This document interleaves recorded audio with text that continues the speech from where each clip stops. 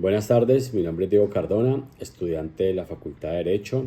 de la materia Derecho Constitucional 2. Para este trabajo final quise traer el caso número 3 con el fin de emitir un concepto. Para tomar una decisión frente a este caso, quise traer las siguientes normas: el artículo 113 del Código Civil, donde nos habla que el matrimonio es un contrato solemne; la ley 294 de 1996 en su artículo segundo, que nos habla de la familia; y la ley 1361 de 2009 en su artículo segundo, donde nos define que la familia es un núcleo fundamental de la sociedad. Para entender las normas anteriormente mencionadas, es importante acotar que para dicho momento la Corte Constitucional no se había cuestionado si dichas parejas conformaban una familia, siendo indispensable realizar un análisis sujeto a criterios legítimos constitucionales. Por lo anterior, la Corte se ha manifestado a través del tiempo, dejando precedentes donde se le reconoce el derecho a las parejas del mismo sexo, por lo menos en la sentencia C-075-2007, donde estableció que las parejas del mismo sexo son objeto de protección constitucional, de igual forma que las parejas en unión libre. La sentencia C-811-2007, donde establece un plan de salud obligatorio en el régimen contributivo, cobertura para compañero del mismo sexo.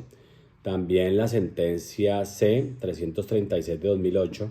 donde tipificó la protección que en materia de seguridad social se debe reconocer a las parejas del mismo sexo.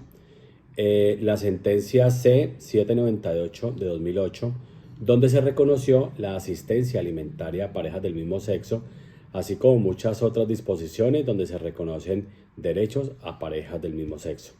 En ese orden de ideas, la sentencia C-577-2011 emitió una interpretación constitucional referente a autorizar el matrimonio civil entre personas del mismo sexo, expresando que las parejas del mismo sexo tienen derecho al mismo trato que las parejas de diferente sexo,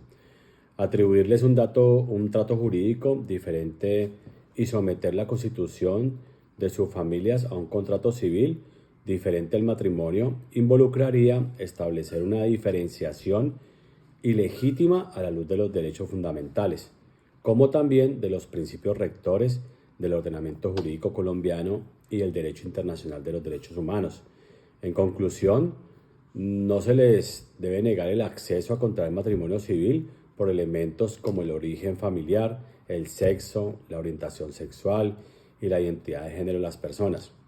Igualmente explico que la Constitución política no prohíbe el matrimonio igualitario entre personas del mismo sexo; lo que hace es guardar silencio al respecto. El mismo silencio opera frente a la unión marital de hecho, y esto no ha sido obstáculo para que, en virtud del precedente constitucional, las parejas del mismo sexo accedan a esta figura. Esta sentencia resolvió al Congreso de la República para que antes del 20 de junio de 2013 legisle de manera sistemática y organizada sobre los derechos de las parejas del mismo sexo, con la finalidad de eliminar el déficit de protección que, según los términos de esta sentencia, afecta a las mencionadas parejas. Las parejas del mismo sexo podrán acudir ante notario o juez competente a formalizar y solemnizar su vínculo contractual. Con respecto a la actuación del juez, considero a criterio personal y jurídico que debía fallar en derecho, toda vez que los funcionarios judiciales emiten sus sentencias en derecho y no en conciencia,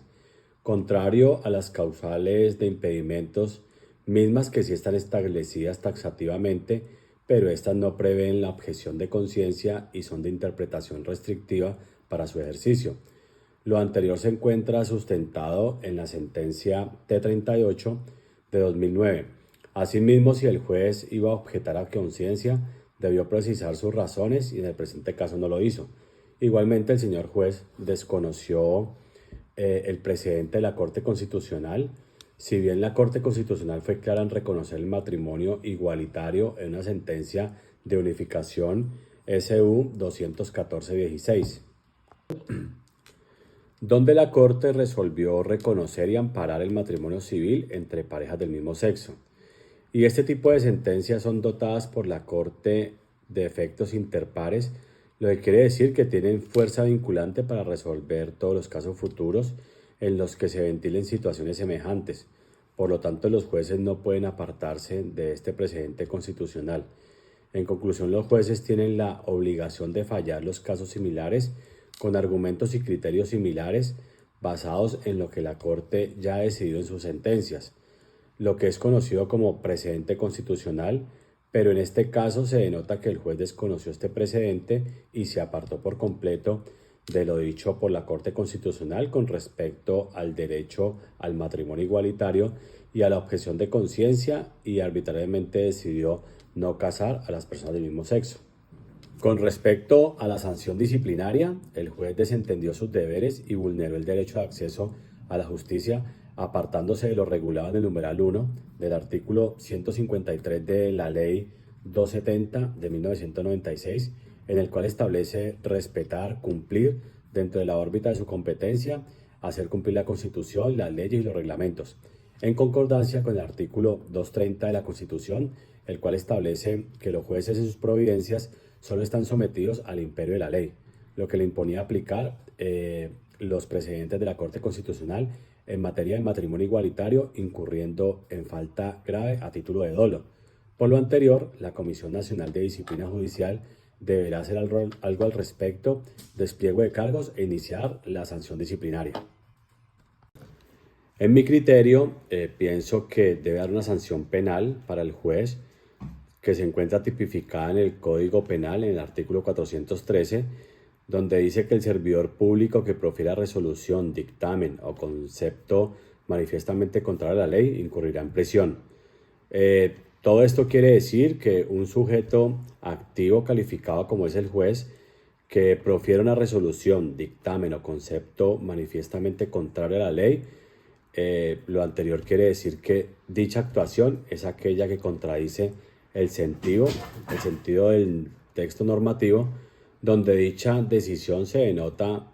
en sí misma caprichosa, fruto de la arbitrariedad que hizo el funcionario, en este caso el juez. Entonces, aquí pues expongo todo lo que trae este caso